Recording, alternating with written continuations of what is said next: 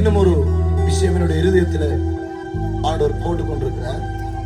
இந்த கத்தியால தன்னை சேதப்படுத்துகிற ஒரு சகோதரர் நீங்க இதுக்குள்ள இருந்தால் வரலாம், இல்ல பின்பதாக பாசாக ஜெபிக்க வரலாம்.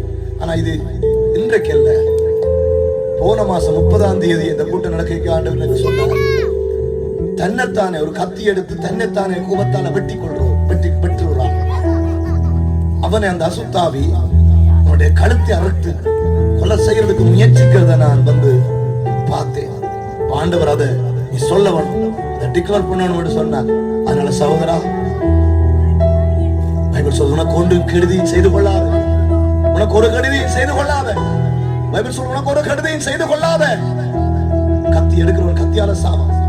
அந்த கத்தி எடுக்கிற பழக்கம், கோபம் வந்து உன கத்தி எடுத்து உன்னை வெட்டுற அந்த பழக்கம், அது கூடாது. அது சாத்தான் எப்படி பிளான் பண்றாருண்டா, அந்த ஆவி உலகத்துல நான் எப்படி பார்த்தேன்டா, அது ஒண்ணு ஒரு நாள் அந்த ஒரு உணர்ச்சியில் அப்படியே வெட்டி உங்களை மதிக்கிறதுக்கு நேரம் கொண்டு போறதுக்கு முயற்சி செய்யறான். அதனால இன்றைக்கு இந்த பழக்கம் உங்களுக்கு வரக்கூடாது. சகோதரா, உன்னை பார்த்து தான் சொல்றேன், இன்றைக்கு அந்த பழக்கம் உனக்கு வரக்கூடாது. கத்தி எடுக்க கூடாது. பைபிள் சொல்லுது, நீ உனக்கு ஒரு கெடுதியும் செய்து கொள்ளாதே. தேவன் கொடுத்த செல்லம் அதை கருதி செய்ய.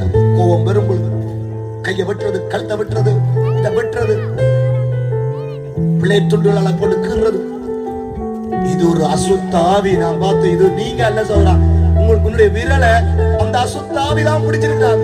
இது உங்கள் ஆவியின் கண் திறந்தா தெரியும், உள்ள பேதான் அந்த பிளேட்டை பிடிச்சது, பேதான் அந்த கத்திய பிடிச்சது. அதை கொல்றதுக்கு தான் இப்படி செய்யறான். கத்தி எடுக்காது. அப்படி வர நேரத்தில் இன்றைக்கு நான் சொன்னதை ஞாபகப்படும். ஆனா சொல்ல, உனக்கு ஒரு கெடுதியும் செய்யாது. இன்றைக்கு சுவிசேஷ கூட்டத்தில் ஆண்டவர் கடந்த 25/2/2025 11 மணிக்கு தேவனுக்கு வெளிப்படுத்தினார். ஒரு நபர் வந்து கத்தியால் தன்னை வெட்டி சேதப்படுத்தி கொண்டிருக்கிறார். நீ உனக்கு ஒரு தீமையும் செய்யாத, இப்படி செஞ்சு கொடுக்கிற ஒரு ஆவி இப்படி தோணுண்டா அவருடைய உயிருக்கே ஆபத்து என்று தீர்க்கதரிசனம் சொல்லப்பட்டது. இந்த கூட்டத்தில் உண்மையிலேயே அந்த கூட்டம் நடக்கிறதுக்கு எதிராக தான் அவருடைய வீடு இருந்தது. இந்த அக்கா அவருடைய வாய்ஸ் ஒரு வார்த்தை சொல்லுங்கக்கா, என்ன உண்மையிலேயே இந்த சொல்லப்பட்டு என்ன செய்கிறவர்கள் அப்படின்னு கோவம் வந்தால் சண்டை எல்லாம் பெருசாக பிடிக்கிறேன்.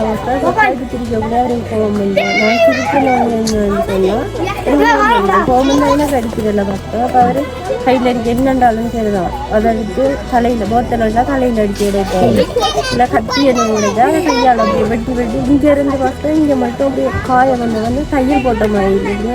10-15 தையல் போடுற அளவுக்கு இருக்கும். ஆனால் ஒரு 3-4 நாளையெல்லாம் ஆடிட்டு போகுது. ஹாஸ்பிட்டலுக்கு போகிறோம்னா மருந்து போடணும்.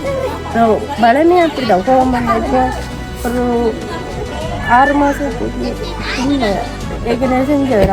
அதுக்கு பிறகு ஒன்றும் செய்யாமல் இருந்து திரும்ப வட்டினால போகிற மாதிரி இருந்தேன். ஆனால் இப்போ கொஞ்சம் இந்த காயமெல்லாம் ஆறிட்டு, ஆனால் இப்போ இவருக்கிட்ட இருக்குது வெட்டுறவங்க. ஆண்டவர் உங்களோட கனவை சுகமாக்குவார். இந்த தீர்க்கதரிசன வார்த்தையை அவருக்கு சொல்லு. சரிதான், ஆண்டவர் உங்களுடைய குடும்பத்திலும் சமாளித்து ஆண்டவர். சரிதான், ஓகே.